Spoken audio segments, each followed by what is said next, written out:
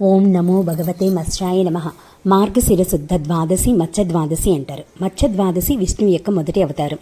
సత్యయుగంలో సత్యవ్రతుడు అనే రాజు కృతమలా నదిలో సూర్యునికి అర్ఘ్యం ఇస్తూ ఉండగా ఒక చిన్న చేప అతని చేతిలోనికి వచ్చింది. నన్ను ఈ పెద్ద చేపల నుండి కాపాడు అని వేడుకుంది. సత్యవ్రతుడు ఆ చేపని కుండలో వదిలి చూసేసరికి అది కాస్త పెద్దదయింది. అంతే, ఆ చేపని చెరువు, నది, సముద్రాల్లోకి అలా వదులుతూనే ఉన్నాడు. అది పెరుగుతూనే ఉంది. ఈ వింత విషయం చూసిన రాజు వాస్తవ రూపాన్ని ధరించమని వేడుకున్నాడు.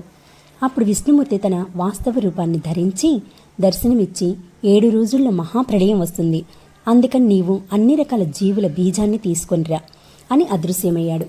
7 రోజులు వరుసగా భూమిపైన వర్షం కురిసింది. తర్వాత ఒక కొమ్ము గల చేప వచ్చి అన్ని బీజాల్ని, వేదాల్ని, పురాణాలతో పాటు హిమవత్ పర్వతానికి తీసుకొని వెళ్ళి తర్వాత యుగంలోనికి పంపించారు. ఈరోజే భూలోకంలో 3 కోట్ల తీర్థాలు అరుణోదయ సమయంలో తిరుమల కొండ మీద స్వామి పుష్కరంలో ప్రవేశిస్తున్నాయి.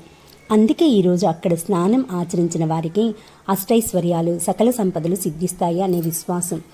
సాక్షాత్తు భూదేవి ఈ వ్రతాన్ని ఆచరించింది. కల్పంలో చేపట్టిన ఈ ప్రకారంగా ఈరోజు ఈ వ్రతాన్ని చేసిన కథ విన్నా ధనధాన్య సంపదలు, సత్సంతానం, అఖండ సౌభాగ్యం కలుగుతుందని ఈ పురాణం చెబుతుంది. సర్వం శ్రీకృష్ణార్పణమస్తు.